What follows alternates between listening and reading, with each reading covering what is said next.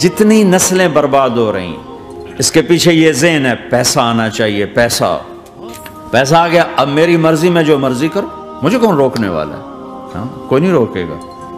फिर तुम मौत को भी रोक के दिखाओ, फिर तुम कब्र में जाने को रोक के दिखाओ, बुढ़ापे को रोक के दिखाओ,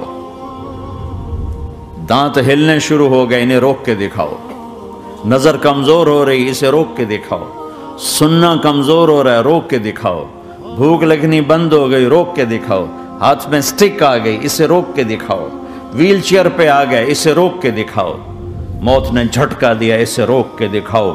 जिनके लिए कमाया था उन्होंने जाके कभी कब्र पे जाके देखा भी नहीं कि कौन है और कहां है, रोक के दिखाओ। आजादी कैसी? यहां तो आना ही कैद है। मैंने कब चाहा था मैं आऊं, और अब मैं कब चाहता हूं मैं मर जाऊं, पीछे लगी हुई हर सांस। इस एक सांस ने मुझे मौत के और करीब कर दिया।